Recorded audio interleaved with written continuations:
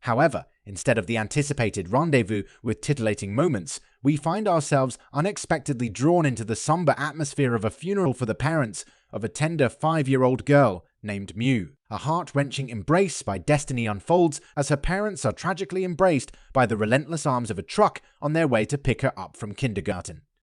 In the wake of this tragic event, adult deliberations ensue about the fate of the orphaned Mian. Amidst the discussions, the innocence of Mew, asking a companion if she would be all alone from now on, becomes a poignant moment that melts hearts, mine included. The ensuing debate over who should adopt Miyu-chan sparks heated arguments among the adults, exposing the irresponsibility that left me fuming. Enter a formidable character, our bazooka-wielding one, who, having had enough, decides to take matters into her own hands and adopts Mayan. Despite attempts to dissuade her, Aiko, the determined one son, insists on raising her sister's daughter. A heartfelt moment ensues as Aiko asks Mian if she wants to live with her, and Mian's smile, previously elusive, brightens the scene, injecting a welcome dose of sweetness into the drama. As time flows, we fast forward a decade into the future. Our once one son has transformed into the timeless Mama-san, seemingly untouched by the hands of time. Mian has blossomed into a beautiful yet moody teenager, and the dynamics of relationships are subtly shifting. Aiko Mama, ever perceptive, notices the unspoken connection between Mian and Toon Takumi Atawa, a childhood friend and tutor. Intriguingly, a little boy, who had witnessed the events unfolding years ago, now steps into the narrative as a grown-up, leaving us to ponder the mysteries of love. Why is everyone in this manga so remarkably good-looking? The enigma deepens as Toon, whose real name is Takumi Atawa, grapples with his changing relationship with Mian, all while Aiko Mama playfully clings to the endearing moniker of Toon. The stage is set for a tale that weaves the threads of love, loss, and growth. Stay tuned as we delve into the complexities of this captivating narrative, where emotions run high and the unexpected awaits at every turn. In a poignant moment, Tun finds himself crushed as Aiko Mama affectionately suggests he call her Arako Mama since she views him as her own son. Yet Toon, struggling with emotions, firmly rejects the notion, shocking Aiko Mama. Before Toon can continue, Muchan intervenes and the two depart the house, leaving behind a lingering promise for the night. Alone, Aiko Mama embassies herself in daily housework, feeling the silence amplifying when she's without company. Duakan wonders about Aiko Mama's future, contemplating her solitude once Muchan leaves after marriage. Aiko Mama, who sacrificed her single life for Mian, couldn't bear leaving Mian alone on the day of the funeral. This showcases the boundless kindness and love of our beloved Aiko Mama. After completing her chores, Aiko Mama attends a meeting at her office, drawing the CEO's praise for her efforts. The CEO, Umami Ori, acknowledges Aiko Mama's 10 years of achievements, reflecting on the many events that unfolded during this time. Aiko Mama blushes when the CEO recalls her early days as a new recruit, becoming a mother to me. The CEO, appreciating Aiko Mama's dedication, unexpectedly suggests that it's time for her to find love. Aiko Mama, acknowledging the CEO's kind intentions, deflects, humorously mentioning the CEO's own romantic misadventures. The CEO encourages Aiko Mama to seek fulfillment through love, but Aiko Mama, with unwavering commitment to Mian, decides to delay personal happiness until after Mian graduates and finds a job. The CEO's revelation leaves Aiko Mama contemplating her own happiness. She grapples with the idea of marriage and the impact on Mian, vowing not to introduce a stranger into their family. Aiko Mama's compassion shines through as she prioritizes. As night falls, Miyu, Toon, and Aiko Mama gather to celebrate Toon's birthday. The atmosphere is filled with joy, marking a heartfelt moment in their intertwined lives. The complexities of relationships and the unwavering love of Aiko Mama continue to unfold in this captivating tale. Thank to Aiko Mama for preparing a feast for him, but our humble Aiko Mama that his family must have gone all out celebrating his birthday already, and that this was nothing but our Takun, wanting to be left behind, fired a cute bomb by saying that he preferred Mama's food over everything else. Hearing this, Aiko Mama was over the moon. Joy as she started imagining how perfect of a husband Tun would be for Moran. had already started building castles in the air as she thought that Toon and Muji-chan got along. Unbeknownst to her, Toon and Mian were raising weapons for war as Mian wanted Hun to stop coming to tutor her, but Aiko Mama said that she was the one who had called Toon, as without him Mu-chan was not able to understand her lessons well. Mian tried to deny it, but well, all knew the truth then as the Shanyo got over.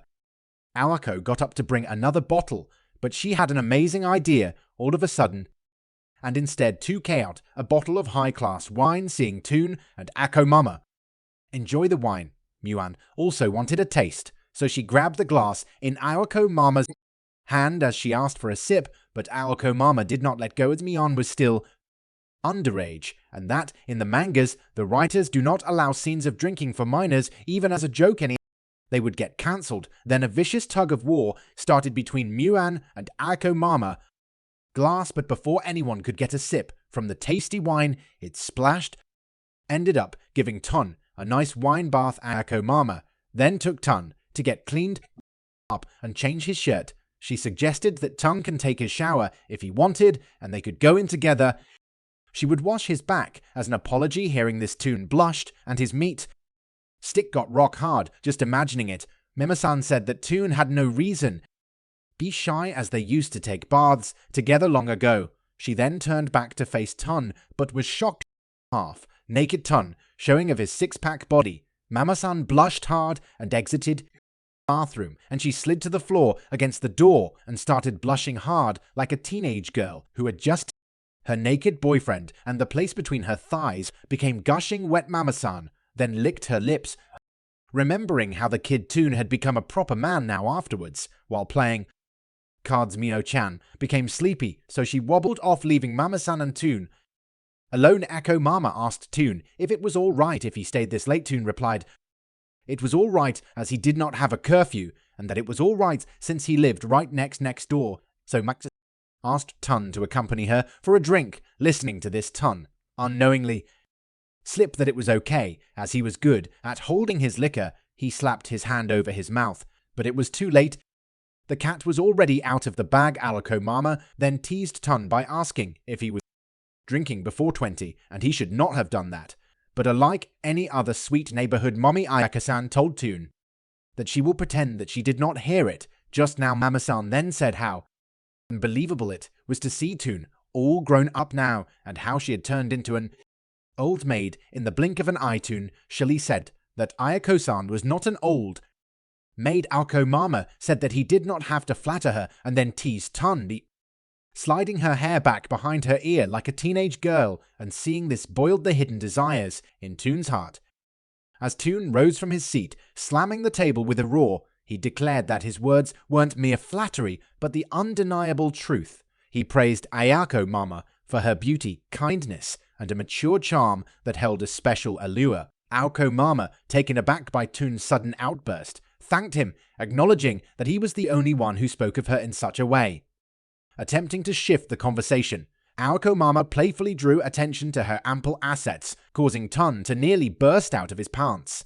She then, with a mischievous twinkle, inquired about Toon's relationship status, initially startling him. Aiko Mama insisted they delve into the topic of their love lives.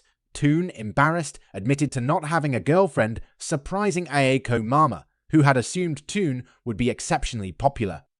In an attempt to dig deeper, Aiko Mama questioned Toon about any romantic interests, prompting an unexpected reaction. Ton, spitting out his wine in astonishment, inadvertently revealed his long-standing crush. Aiko Mama, perceptive and excited, speculated that the crush was none other than Yuan. She indulged in fantasies of a future marriage between Mian and Toon, further fueling her excitement. Toon, still flustered, admitted to having feelings for someone for a long time, but hesitated due to potential complications. He expressed concern about the age gap and feared disrupting their current relationship. Aiko Mama, determined to cheer Toon on, encouraged him to confess, dismissing the significance of age in matters of love. She urged him not to give up, fearing someone else might steal the opportunity. In an unexpected twist, Ton, fueled by newfound courage, abruptly stood up and confessed that he had always liked Aiko Mama. The shocking confession left Aiko Mama dumbfounded, realizing that her attempt to play matchmaker for her daughter had taken an unforeseen turn. Tune's bold proclamation was not only a confession, but a declaration that sent shockwaves through the room. As the tension and excitement hung in the air, the dynamics of their relationship took an unexpected and thrilling turn. The narrative unfolds with a blend of humor, surprise, and a touch of suspense, adding layers to the complexities of the characters in this captivating tale. Pretend that she did not hear anything. Tune, still processing the aftermath of his confession, was left in an awkward silence with Aiko Mama. The palpable tension hung in the air as they struggled to address the unspoken emotions. Aiko Mama, trying to break the awkwardness, mentioned that it was weird for her to fall asleep. Tun, seemingly understanding her attempt at normalcy, agreed, mentioning that he also had trouble sleeping. The atmosphere remained thick with unsaid words. In a moment of vulnerability, Tune attempted to express his feelings, but Aiko Mama, feeling overwhelmed, stuttered and decided to pretend not to have heard anything from the previous night. This unexpected response left Tune baffled, and the room was filled with a heavy silence. Suddenly, Tun broke the silence by expressing his thoughts on the peculiar situation. He questioned Aiko Mama's decision to dismiss what happened, emphasizing the importance of his genuine feelings. Tune implored Aiko Mama to see him beyond the perception of a child and consider the possibility of a serious relationship. The scene concludes with Tun's heartfelt plea hanging in the air, and Aiko Mama grappling with the realization that Tune's confession was directed towards her and not her daughter. The complexity of emotions, embarrassment, and unspoken desires creates a nuanced atmosphere, leaving the characters and readers alike in suspense about the future of their relationship. Feel the weight of Tune's words sinking in. The room was charged with tension as Tun poured his heart out, expressing the depth of his feelings and his desire for a serious relationship with Aiko Mama. Aiko Mama, caught off guard by Tune's outburst, was left speechless. The shock on her face was evident as Tun confronted her about dismissing his confession. Tune's emotional turmoil was palpable as he laid bare his vulnerability, admitting that he had contemplated giving up but couldn't because of his genuine affection for her. In the midst of this intense exchange, Aiko Mama struggled to find the right words. The air was thick with unspoken emotions, and the characters found themselves at a crossroads, their relationship hanging in the balance. As Tune awaited a response, Aiko Mama grappled with the realization that Tune's feelings were sincere and not just a product of a drunken moment. The complexity of the situation and the uncharted territory of their emotions added layers to the narrative. The scene concluded with a sense of uncertainty, leaving both characters and readers on edge. The delicate dance between Tune and Aiko Mama had taken an unexpected turn, setting the stage for a deeper exploration of their emotions and the potential for a more profound connection between them. Mama-san, now flustered and caught off guard, struggled to maintain composure as Mian bombarded her with questions about Tune's confession. The chaotic state of the house mirrored the whirlwind of emotions Mama-san was experiencing. In the cafeteria scene, Tun's lunch with his best friend, Satoya Ringo, added a touch of humor to the narrative. Satoya's initial disbelief at Tune's confession to Aiko Mama turned into laughter, teasing Tune about a supposed childhood bath incident. However, Tun's serious demeanor revealed the depth of his feelings and the internal struggle he faced. The story then shifted back to the household, where Mama-san, attempting to conceal the turmoil within, failed to keep the mess a secret from Mian. The revelation that something might have occurred between her and Tune unfolded in a series of unexpected events. Mama-san's attempts to downplay the situation crumbled as Mian skillfully extracted the truth. Mian's revelation about Tune's feelings left Mama-san stunned, her reaction causing a literal and metaphorical mess in the room. The awkwardness and tension escalated when Mian confronted her directly about Tune's confession, leading to a head-banging moment against the wall. The narrative skillfully interwove humor, embarrassment, and genuine emotion, creating a complex web of relationships and feelings. As the story unfolded, it left readers eagerly anticipating the resolution of the tangled emotions between Tune, Aiko Mama, and Mian, adding layers to the evolving plot. She was the one who had no idea of anything. Mama-san went into utter disbelief while Mian sat on the sofa, displaying her beautiful long legs, teasing Mama-san. She said that she did not know if Mama-san was too much of an airhead or if Tun really caught her by surprise. Mama-san was still in disbelief about how she was the only one who had not realized Toon's love for her. In her defense, she stated that how would she know as she is 10 years older than him, and also that from his perspective, Ayako Mama was just a granny who lived next door. Mian added salt to the injury by saying that from where she saw, Ayako Mama was really a granny. Then, Amu-chan took a mature stance and said that Tun never saw that, and age was just a number as long as there was love. Realizing how her daughter had said the same thing she had said to Toon, Ayako Mama became embarrassed. She then tried to avoid it by saying that she thought that Tun liked Muan, but Muan immediately refuted by saying that it was only Ayako Mama who thought that way. Ayako Mama, still in denial, started saying things that would prove Toon's love for Miu-chan instead of her. Like how Toon comes to pick Miu-chan up every day, which Mian refuted by saying that it was only because Toon wants to see Ayako Mama. Ayako Mama then said how Tun willingly helps Muan with her studies, but was again turned down by Mian, who said that he does that only because Ayako Mama asked him to. At a last-ditch effort to prove what she thought was right, Ayako Mama mentioned an incident when Tun took care of her when she caught a cold so that Muan would not have to worry. Seeing how stupidly her mother was being, she said that Toon taking care of her was definitely Toon's way of expressing his unbounded love for Ayako Mama, and there was no other way to look at it. Ayako Mama, at last coming out of her denial, turned bright red as she realized fully that Tun likes her, and steam started blowing out of her head as her brain short-circuited.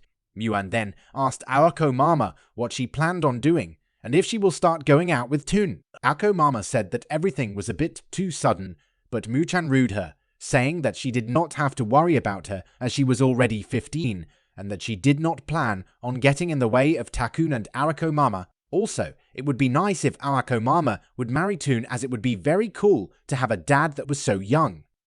Hearing the word marry made Ayako Mama blush, more as she said that Mian should not even think about it, and that she should not make fun of her elders. Nu-chan then turned her head back towards Ayako Mama as she said that she felt guilty because Ayako Mama sacrificed her 20s for a complete stranger like her. Ayako Mama was stunned by Mian's words, but Mian continued speaking, and she said that it was weird that such a beautiful lady as Ayako Mama did not have a boyfriend, and that she sacrificed a part of her life for her sake.